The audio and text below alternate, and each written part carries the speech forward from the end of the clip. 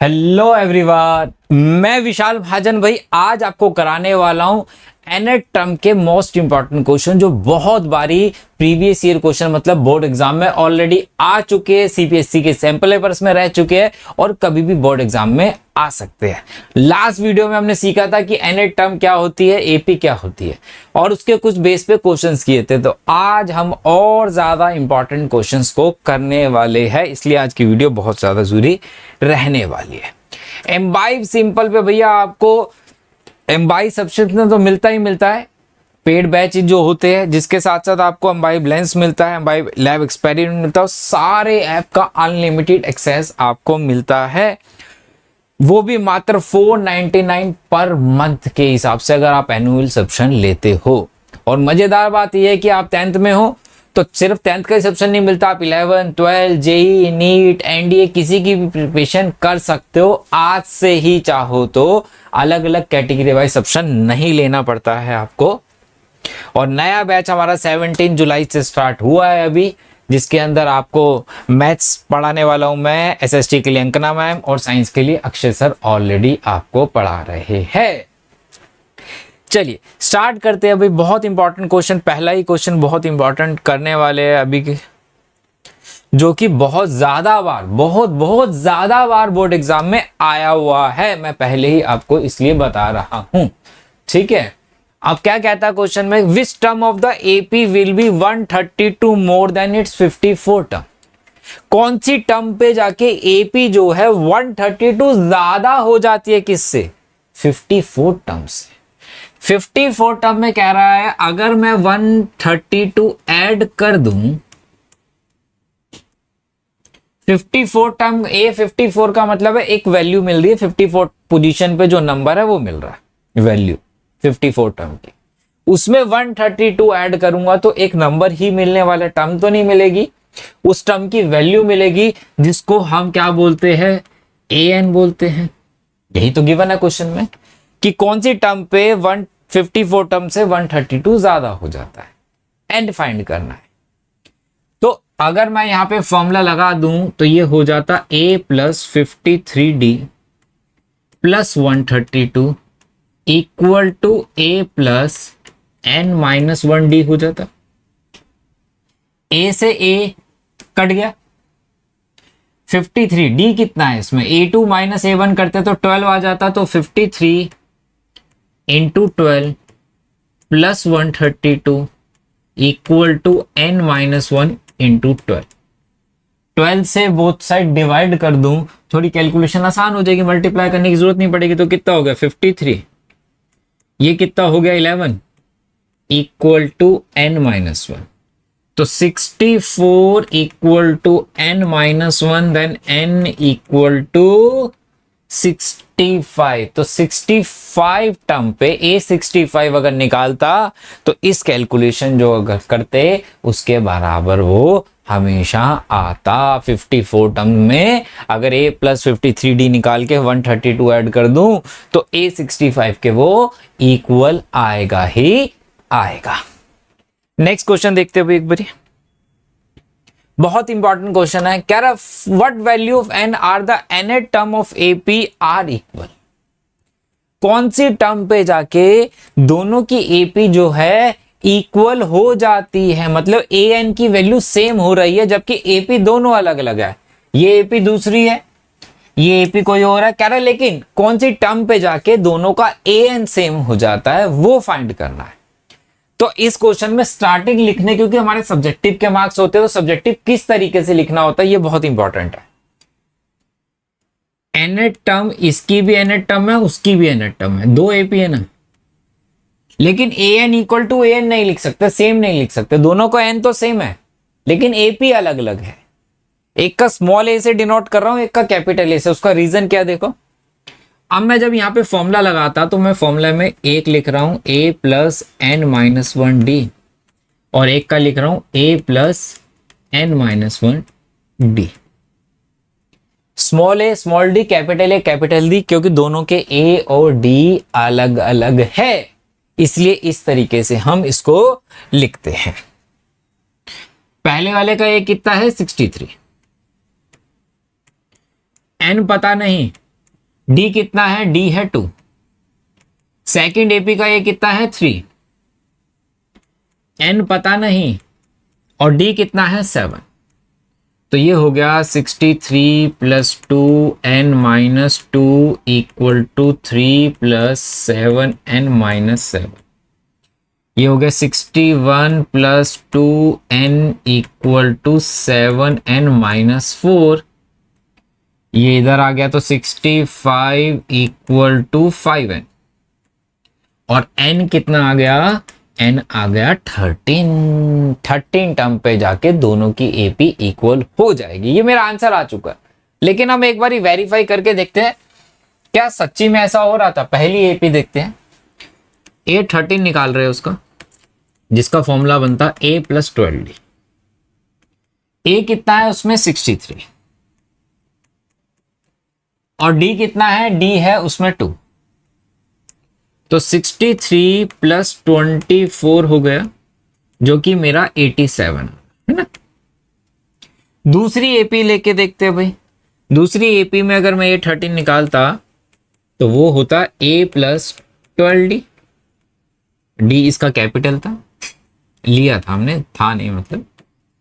तो इसका a कितना था, इसका a था 3, और d कितना है 7, तो 84 प्लस 3 कितना हो गया भाई, 87 हो गया। 87 बराबर आ रहा है, तो 13 टर्म पे दोनों एपी बराबर हो रही है, दोनों का an सेम हो रहा है। na टर्म हमें बतानी थी, n मेरा आंसर ये आ चुका है। ये हमें बोर्ड एग्जाम में नहीं करना है, ये सिर्फ और सिर्फ मैंने आपको वेरीफाई करने के लिए कि हाँ सच्ची में ये चीज फाइंड हो रही है हमारे पास, इसलिए हमने इसे किया है। Whose third term is 13, AP चाहिए हमें जिसकी थर्ड टर्म दे रखी है 16।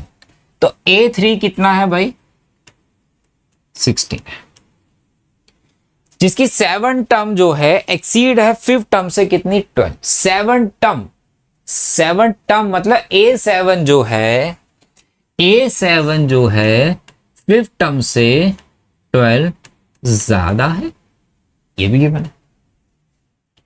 थर्ड टर्म का अगर हम फॉर्मूला लगाते तो कितना मिलता अपने को, ये मिलता a plus 2d equal to 16। First equation हो गई। यहां पे अगर हम लगाते तो ये होता a plus 6d minus a plus 4d। Bracket अगर ओपन कर देता तो मेरे पास 2d equal to 12 and d equal to 6 मिल जाता। D6 आ गया, पुट इन फर्स्ट कर दूं, अगर पुट इन फर्स्ट कर दूं तो 6 2 12 हो गया, तो A मेरा 4 हो गया, A भी बन गई। A 4 है, D6 है, तो AP क्या बनती, 4 10 16 22 डॉट डॉट डॉट। तैयार है, चलिए आगे। हाँ, अब ये क्वेश्चन भी बोर्ड एग्जाम में आया है और बहुत सारे बच्चे इसमें कंफ्यूज रहते हैं। इसको मैं दो तरीके से कराने वाला हूं। एक कह रहा है find the 20th term from the last term. अभी तक जो हम टर्म निकालते थे, बोलता था 20th टर्म निकालो, तो हम शुरू से निकालते थे, मतलब ये फर्स्ट टर्म, ये सेकंड, ये थर्ड, ये फोर्थ, ऐसे। लेकिन कह रहा पीछे से बताओ कि 20th टर्म क्या रहेगी। लास्ट कितनी है, 253 है ना, 5 बढ़ रहे थे, तो इससे पहले वाली कौन सी रहेगी, 248 रहेगी। उससे पहले वाली कौन सी रहेगी, 243 रहेगी। उससे पहले वाली कौन सी रहेगी, भी 238 रहेगी। ऐसे ही तो होगा। तो पीछे से 5th टर्म बोल रहा है। अब जब पीछे से बोल रहा है तो ये पीछे से ये फर्स्ट टर्म होगी ना, उसके लिए first term, second term, third term, fourth term, 5th term. तो अगर फ्रॉम लास्ट बोले तो आपको क्या करना है, आप एपी को रिवर्स करके लिख दो। कुछ नहीं करना, बस जैसे आप करते हो वैसे ही करना है, बस एपी को उल्टा करके, जो लास्ट टर्म थी उसे फर्स्ट टर्म में लिख दो। अब ए कितना हो गया, अब ए 253 है, डी -5 है, और हमें क्या फाइंड करना था, हमें A20 फाइंड करना है, जो कि फॉर्मूला देता A प्लस 19D का ए कितना है -253, डी कितना है -5, तो 253 माइनस कितना हो गया 5 और 4 95 हो गया। तो मेरे पास कितना हो गया भाई 253 में से 95 माइनस करते हैं तो 13 में से 5 गए 8 और मेरे पास 14 में से 9 गए 5 और 1, तो 158 आ जाता। 158 मेरा आंसर हो जाता। क्लियर है बात? सर दूसरा तरीका क्या है, तो जब भी लास्ट टर्म से बोला हो तो एपी को रिवर्स करके लिख देंगे, वो एक नई एपी बन जाएगी। एपी वही है, बस पीछे से हमने आगे को कर दिया। दूसरा तरीका है फॉर्मूले वाला, A N equal to L minus N minus 1 D. यहां पे एपी को रिवर्स नहीं करना है, जैसे दी हुई है वैसे ही चलेगी, जैसे दी है वैसे ही चलेगी। हमें चाहिए कौन सा 28 टर्म चाहिए। एल मीन्स लास्ट टर्म हो गई 253, ये हो गया 19 इंटू डी। डी कितना है अब 5 है डी, क्योंकि यहां से चल रही है एपी। तो देख लो सेम आ गया, 253 माइनस 95 आ रहा है, सेम आ रहा है ना, तो आंसर भी सेम आएगा भाई 158। तो दोनों तरीके बिल्कुल सही है।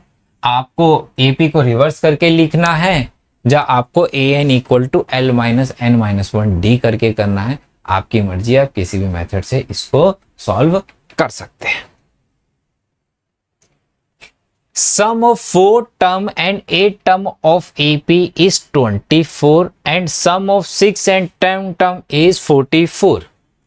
Find the 3 terms of the AP, first 3 terms। मतलब AP हमें बनानी है, सिंपल सी बात कह रहा है। तो यहाँ पे कह रहा है sum of 4 term and 8 term. 4 term और 8 टर्म का जो सम है वो 24 है, सिर्फ 2 टर्म्स का। कौन कौन सी 2 टर्म्स है? 4 टर्म और 8 टर्म। कितना सम है? 24।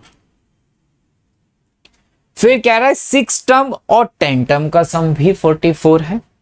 तो 6 टर्म प्लस 10 टर्म का सम 44। ना मेरे पास ए है ना डी, अगर वो होता तो एपी तो मेरे पास पहले ही बन जाती। तो क्या करे भाई, फॉर्मूला लगाते हैं। 4 टर्म की बात कर रहा है तो 4 टर्म का formula a plus 4 minus 1 d. 8 term a plus 8 minus 1 d. A plus a 2a, 3d plus 7d equal to 24। तो 2a plus 10d equal to 24। Equation बन गई। तीनों ही टर्म 2 से डिवाइड हो सकती है तो 2 से डिवाइड कर लेते हैं, छोटा हो जाता है क्वेश्चन थोड़ा सा कैलकुलेशन करने में। a plus 5d equal to 24 हो गया। ये बन गई फर्स्ट इक्वेशन। उधर चलते हैं भाई, 6 टर्म की बात कर रहा है तो a प्लस 5d प्लस a plus 9d equal to 44। a plus a हो गया 2a plus 14d equal to 44। ये भी 2 से डिवाइड हो रहा है, इसको भी 2 से बोथ साइड डिवाइड कर दो। तो a plus 7d equal to 22। ये सेकेंड इक्वेशन हो गई। 2 इक्वेशन तैयार है मेरे पास, दोनों को एलिमिनेट कर दो। तो a प्लस 5d यहीं लिख लेते भाई। a plus 5d equal to 24 minus minus minus ये चला गया, तो 2d इक्वल टू -2 हो गया और d इक्वल टू -1। डी -1 आ गया, चाहे फर्स्ट में पुट कर लो चाहे सेकंड में पुट कर लो। -1 अगर मैं यहाँ पे डालता हूँ -5 हो जाता, तो a कितना आ रहा है 19 आ रहा है। a कितना आ रहा है मेरे पास, -1 डालता तो 19 आ रहा है। एक मिनट रुको, -7 डालते -7 तो +7 29। अच्छा -1 था ना, 29 आएगा, सॉरी -5 था ना, तो 29 हो गया। तो एपी मेरे पास क्या बन रही है 29, फिर एक कम हो जाएगा 28, फिर एक कम हो जाएगा 27। ये मेरे पास एपी बनके तैयार हो चुकी है। तो हमने क्या किया भाई, पहली इक्वेशन यहां से बनी, दूसरी वहां से बनी, इसमें क्या बना ए 2a 3 a plus a 2a और 10d इक्वल 2 से डिवाइड कर दिया। फिर यहां से बनी, दोनों को एलिमिनेट कर दिया, यहाँ 2d आ गया, यहाँ पे -2 तो d -1 आ रहा है, -1 पुट किया तो a मेरा 29 मुझे फाइंड हो गया है।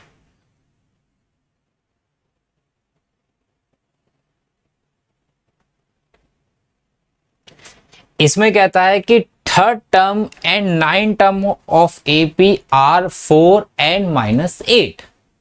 थर्ड टर्म और 4 9 टर्म दोनों दे रखी है। थर्ड टर्म की बात करें तो A3 कितना है 4 की, 9 टर्म कितना है -8 की। तो फॉर्मूला बन रहा है यहां पे, कितना बनता A प्लस n-1d, तो ये हो गया a plus 2d equal to 4, यही हो जाता। फर्स्ट इक्वेशन बोल सकता हूं इसको। इधर आते तो इधर क्या बनता a plus 9-1d equal to 8, तो a plus 8d equal to -8 था ना, -8। ये सेकंड इक्वेशन बन रही है। क्या करें भाई, दो इक्वेशन बन के तैयार है तो दोनों को एलिमिनेट कर दो। तो ये हो गया a plus 2d equal to 4 minus minus minus 6d equal to -12 हो गया, तो d कितना हो गया, d -2 हो गया, d -2 हो गया। d -2 अगर मैं पुट कर दूं तो -4 उधर जाएगा तो +4 हो जाता, तो 4 + 4 8 हो जाता, तो a 8 हो गया। a आ गया, d आ गया, तो मैं AP तो अब बना सकता हूं आराम से। लेकिन मेरे से AP नहीं बोली, हमें बोला which term of the AP is 0, कौन सी टर्म पे जाके AP 0 हो जाती है। मतलब हमें यहां पे कह रहा है कि an जो है वो 0 है, लेकिन कौन सी टर्म पे, क्योंकि अगर आप AP देखो कम हो रही है। पहले क्या था 8, फिर 6, फिर 4, फिर 2, फिर 0। फिफ्थ टर्म पे मुझे पता लग रहा है AP बड़ी भी हो सकती थी, है ना। तो कह रहा है कौन सी टर्म पे जाके 0 हो जाता, तो an का फॉर्मूला लगा लो। a कितना है, formula a plus n-1d equal to 0। a कितना है इसमें, a 8 है, n पता नहीं, d कितना है, d -2 है। ब्रैकेट ओपन करते तो -2n + 2 इक्वल टू 0, तो 10 इक्वल टू 2n और n equal to 5। Fifth term पे जाके AP 0 आ रही है, वो यहां से भी देख सकते हो। तो n जो है फिफ्थ टर्म पे जाके इस AP की वैल्यू 0 आ रही है। इस तरीके से हम इसे फाइंड कर सकते हैं, ठीक है। तो ये सारे इंपॉर्टेंट क्वेश्चन एनसीईआरटी के थे। इससे पहले वाली वीडियो में मैंने सारे क्वेश्चंस करा दिए थे बेसिक से। अब हम नेक्स्ट वीडियो में प्रीवियस ईयर क्वेश्चंस भी मैं आने वाले टाइम पे आपको कराऊंगा, ठीक है। चलिए मिलते हैं बेटा नेक्स्ट वीडियो में, बाय बाय, टेक केयर।